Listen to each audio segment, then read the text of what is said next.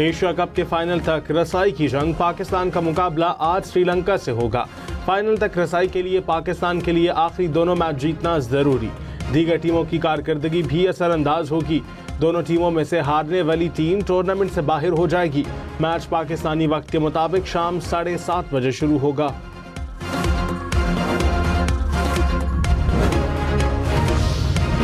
कौमी team T20 format में श्रीलंका के खिलाफ 6 बरसों से फतह से महरूम।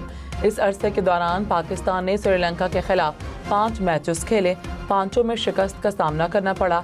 UAE में कौमी टीम का रिकॉर्ड अच्छा, 7 में से 4 मैचेस में कामयाबी हासिल की। पाकिस्तान स्टॉक मार्केट में मुस्बत रुझान, 100 इंडेक्स में 1000 से ज्यादा पॉइंट्स का इजाफा। कुछ देर पहले इंडेक्स 1,58,600 से ज्यादा पॉइंट्स की सतह पर देखा गया।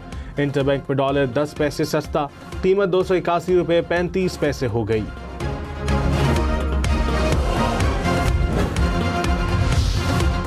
बैरूनी वाजिबात की अदायगी कैसे की जाए, हुकूमत की 2 खरब रुपए जमा करने की तैयारियां। चंद हफ्तों में पांडा बॉन्ड्स जारी होंगे। आलमी बैंकों की मदद से कमर्शियल फाइनेंसिंग हासिल की जाएगी।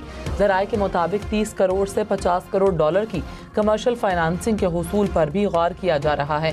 रवां हफ्ते IMF का जायजा मिशन पाकिस्तान का दौरा भी करेगा।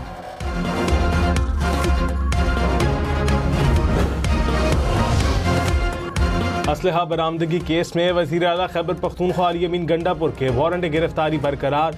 District and session court Islamabad में समाअत बगैर कार्रवाई कल तक मुलतवी। पेशावर हाई कोर्ट ने भी इलेक्शन कमीशन को वज़ीर आला खैबर पख्तूनख्वा अली अमीन गंडापुर के खिलाफ कार्रवाई से रोक दिया। सीनियर वज़ीर सिंध शर्जील मेमन ने कहा, ख़वातीन और तालिबात को मुफ्त इलेक्ट्रिक स्कूटीज़ फराहम करने जा रहे हैं। इलेक्ट्रिक स्कूटीज़ की सहूलत से ख़वातीन को आमद-ओ-रफ्त में आसानी होगी। सीनियर वज़ीर सिंध शर्जील मेमन की ज़ेर सदारत इजलास पिंक स्कूटीज़ प्रोग्राम से मुतालिक उमूर पर गौर। चीनी फौज की जानिब से सैलाब मुतासिरीन के लिए रिलीफ पैकेज, इमदादी सामान में 12,000 खुसूसी खेमे और 100 जनरेटर्स शामिल। पानी साफ करने वाले पंप और सोलर पावर सिस्टम्स भी इमदाद में शामिल। मेडिकल कैंप में मरीजों को मुफ्त अद्वियात भी फराहम की गई।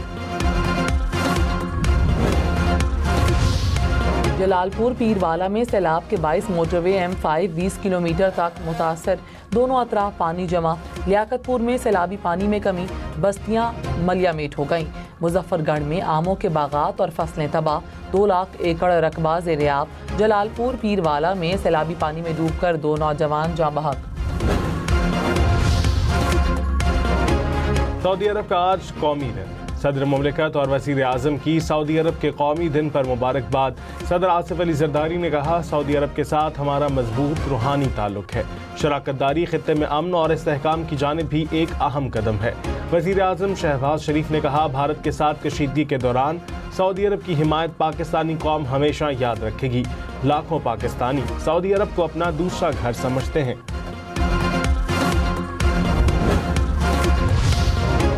कतर की मेज़बानी में इस्लामी ममालिक के रहनुमाओं का इजलास। वज़ीर ख़ारजा इसहाक डार समेत सऊदी अरब, UAE, तुर्की, उर्दन, मिस्र और इंडोनेशिया के वज़राए ख़ारजा की शिरकत।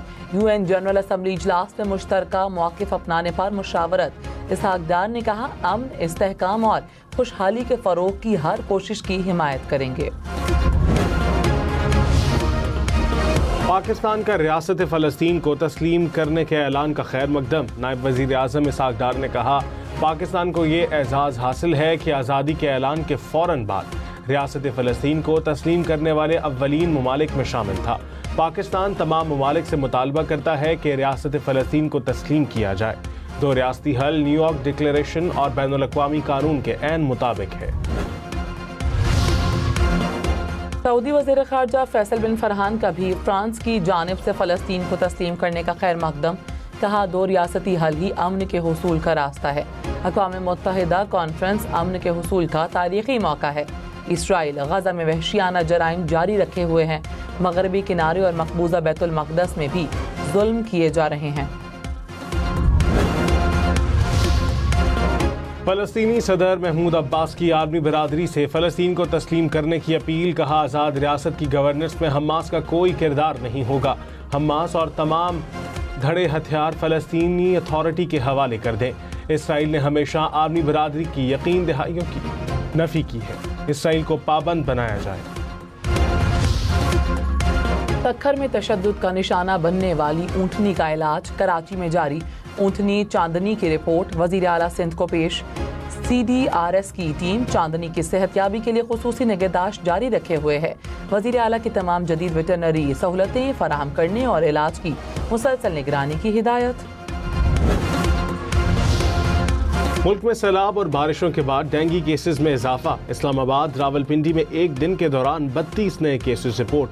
पंजाब में डेंगू के मरीजों की तादाद 1000 से तजावज़ कर गई। सिंध में सितंबर के महीने में डेंगू के 500 केसेस सामने आए। एक शख्स जाँ बहक हो गया। खैबर पख्तूनख्वा में एक हफ्ते के दौरान डेंगू और मलेरिया के 11,000 केसेस रिपोर्ट।